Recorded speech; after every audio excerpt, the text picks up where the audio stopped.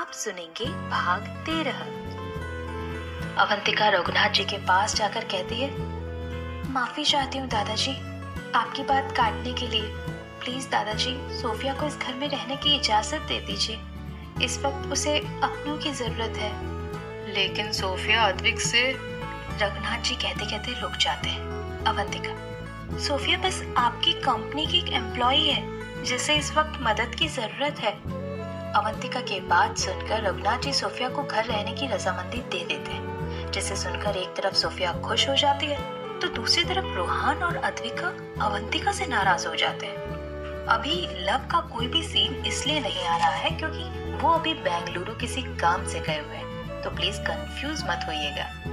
Advik Sophia को लेकर कमरे में चला जाता है, बाकी सभी अपने अपने कमरे में चले जाते हैं। रोहान और अद्विका भी अवंतिका से बिना बात किए अपने कमरों में चले जाते हैं। After some time later, Rohan's room scene. Avantika, मैं जानती हूँ कि तुम लोग मुझसे नाराज हो, लेकिन मैंने सोफिया को इस घर में रहने की रजामंदी अपने फायदे के लिए दिलवाई है। रोहान, कैसा फायदा? अद्विका, हाँ भाभी, सोफिया के यहाँ रहने से हमारा क्या फायदा होगा? अवंतिका, हमें वैसे भी सोफिया पर नजर रखना था, और अब अगर वो हमारे आंखों के सामने रहेगी तो हमें उसकी हरकतों के बारे में पता चलता रहेगा।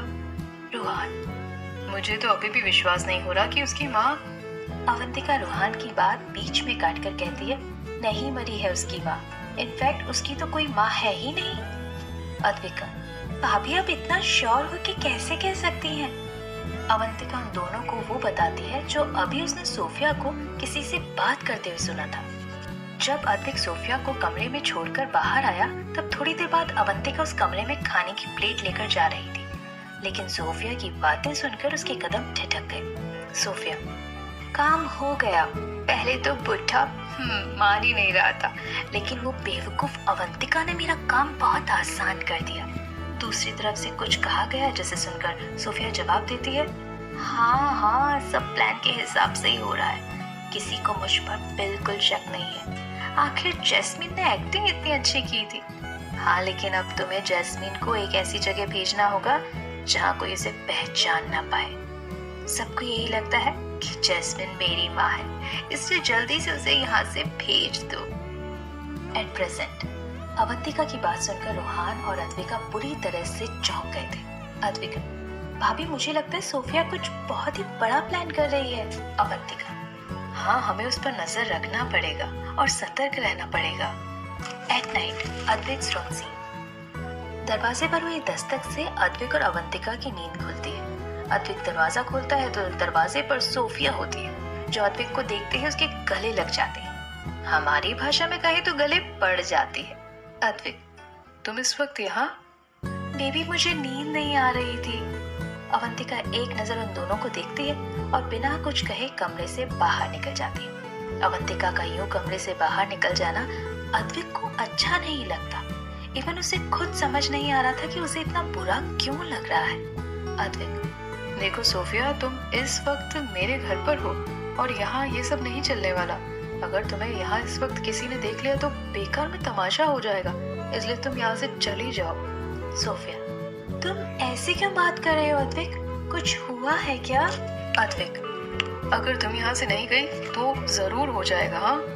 सोफिया एक नजर अद्विक को देखकर कमरे से बाहर निकल जाती है। वो अपने कमरे में जाती है, उससे पहले ही उसकी नजर अद्विक पर पड़ती है जो ऊपर टेरेस की तरफ जा रहा था, तो सोफिया भी अद्विक के पीछे टेरेस पर जाने लगती है। Terrace scene. आसमान में बादल घिरे हुए थे, बहुत जोर से बारिश होने वाली थी। अवंतिका एक तरफ रेलिंग पकड़कर खड़ी थी। अवंतिका के खुले बाल हवा के कारण उड़ के उसके चेहरे पर आ रहे थे, जिसे वो नजाकत के साथ हटा भी रही थी। अवंतिका को देखकर अद्विक का दिल बहुत तेजी से धड़क रहा था। अद्विक के कदम अपने आप ही अवंतिका की तरफ बढ़ रहे थे और वो अवंतिका के पीछे जाकर खड़ा हो गया। अद्विक, तुम्हें इस तरह कमरे से आना नहीं चाहिए था। अद्विक की आवाज सुनकर अवंतिका तुरंत पीछे पलटती है। अवंतिका, मुझे लगा मेरी वजह से आप दोनों डिस्टर्ब होंगे, इसलिए मैं बाहर आ गई। अचानक से तेज बिजली कड़कने की आवाज से अवंतिका डर के अद्विक के गले लग जाती है। इस तरह अवंतिका के गले लग जाने से अद्विक अचकचा जाता है। लेकिन अवंतिका की कंपन महसूस करके अद्विक उसकी कमर पर अपने हाथ लपेट देता है। अद्विक अपने मन में, पता नहीं क्यों पर तुम्हारे करीब आने से मुझे बहुत सुकून मिल रहा है। थोड़ी देर बाद अवंतिका को एहसास होता है कि वो इस समय अद्विक के गले लगे हुए हैं। अद्विक की डांट के डर से अवंतिका झट से अद्विक से अलग हो जाती है। अवंतिका का खुद से यूं दूर हो जाना अद्विक को बिल्कुल अच्छा नहीं लग रहा था। बैकग्राउंड म्यूजिक चलता है। मिलोगे कभी जो तुम, बताएंगे क्या हो तुम, मिलो अब अकेले, रहा जाए ना, बहुत ही जरूरी हो, खत्म सारी दूरी हो, कोई फासला अब सहा जाए ना। अवंतिका भागकर अपने कमरे में चली जाती है। इस वक्त उसका दिल बहुत तेज धड़क रहा था, शायद अद्विक की डांट के डर से, या फिर अद्विक ने उसे पहली बार हक किया हो, ये सोचकर। अद्विक भी अपने बालों में हाथ फेर कर कमरे में चला जाता है। लेकिन कोई था जो इस वक्त बहुत गुस्से में था, और वो कोई और नहीं बल्कि सोफिया ही थी। नेक्स्ट मॉर्निंग सुबह का वक्त था। सुभाषिनी जी अपने घुटने को पकड़े सोफे पर बैठी हुई थी। तभी वहाँ अवंतिका आती है। अवंतिका, क्या हुआ दादी माँ, आप ऐसे क्यों बैठे हैं? सुभाषिनी जी, क्या बताऊं बेटिया, घुटनों में बहुत दर्द हो रहा है। बस इतनी सी बात, लाइए हम अभी आपके घुटनों के गरम तिल से मालिश कर देते हैं। फिर अवंतिका सुभाषिनी जी के घुटनों पर मालिश करने लगती है। ये सब ऊपर से सोफिया देख रही थी। उसके दिमाग में इस वक्त बहुत खतरनाक प्लानिंग चल रही थी। थोड़ी देर बाद सब नाश्ता करने के लिए आने लगते हैं, लेकिन तभी कुछ ऐसा होता है जिसकी उम्मीद किसी ने नहीं की थी। सुधा जी जब सीढ़ियों से नीचे आ रही थी तब उनका पैर स्लिप हो गया और वो सीढ़ियों पर गोल गोल घूमती हुई नीचे आ गई। माँ! ये अद्विक की आवाज थी। अद्विक दौड़ के सुधा जी के पास चला जाता है और उन्हें गोद में उठाकर सोफे पर लेटा देता है। चोट लगने की वजह से सुधा जी बेहोश हो गई थी। राजशेखर जी ने जल्दी से डॉक्टर को कॉल किया। थोड़ी देर बाद डॉक्टर आते हैं और सुधा जी का चेकअप करके चले जाते हैं। अद्विक सीढ़ियों के पास जाकर मुआयना कर रहा था कि आखिर सुधा जी सीढ़ियों से गिरी कैसे। तभी उसे सीढ़ियों पर कुछ ऑयली महसूस हुआ, जिसे देखकर अद्विक का पारा चढ़ गया। अद्विक, ऑयल किसने यूज किया था? सोफिया तपाक से कहती है। अवंतिका ने, वो दादी की मालिश कर रही थी। अद्विक बिना कुछ सोचे समझे अवंतिका की बाह पकड़ के उसे हॉल के बीचों बीच लेकर आता है। अद्विक गुस्से में चीखते हुए, इतनी लापरवाह कैसे हो सकती हो तुम? तुम्हें पता भी है तुम्हारी इस गलती की वजह से आज माँ के साथ क्या हो सकता था? जब काम करना नहीं आता तो करती क्यों हो? अवंतिका, मैंने सीढ़ियों पर ऑयल नहीं गिराया। अद्विक अवंतिका की बाह पर पकड़ कसते हुए, चुप हो जाओ अवंतिका, झूठ क्यों बोल रही हो? अरे गलती हो गई है तो एक्सेप्ट कर लो ना। अवंतिका, मैं झूठ क्यों बोलूंगी? अद्विक एक झटके से अवंतिका के हाथ को छोड़ देता है, जिससे अवंतिका 2 कदम पीछे हो जाती है। वो आंसू भरी आंखों से अद्विक को देखती है और दौड़कर अपने कमरे में चली जाती है। After some time, terrace scene. Advik railing पकड़ के खड़ा था।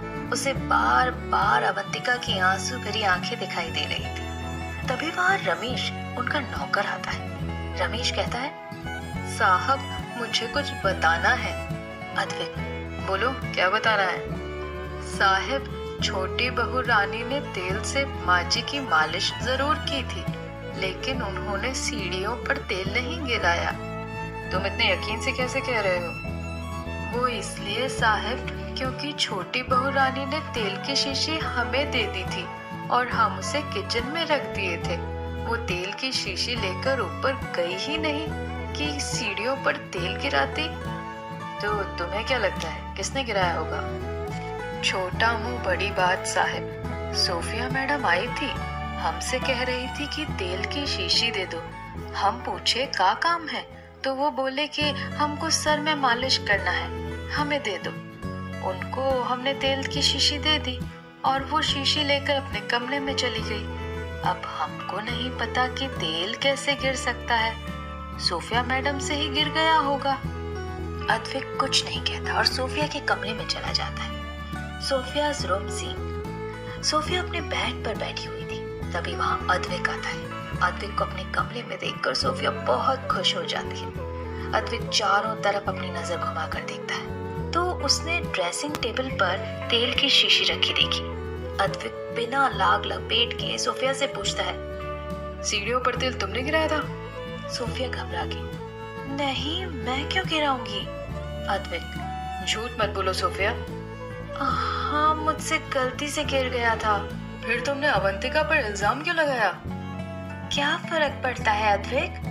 तुम जानती भी हो तुम्हारी गलती की वजह से आज माँ के साथ क्या हो सकता था। हुआ तो नहीं ना, वैसे भी बस थोड़ी सी चोट आई है। It's not a big deal.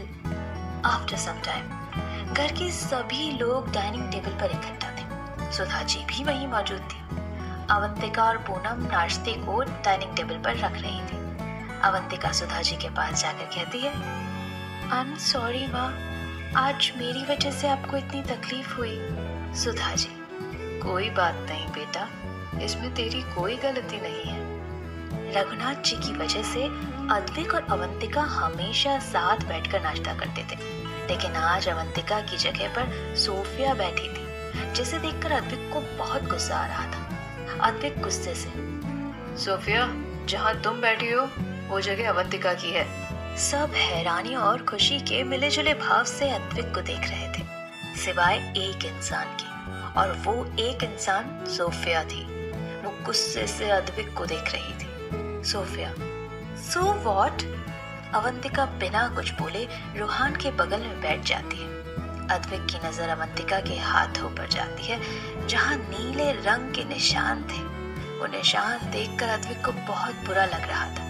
उसे खुद पर ही गुस्सा आ रहा था।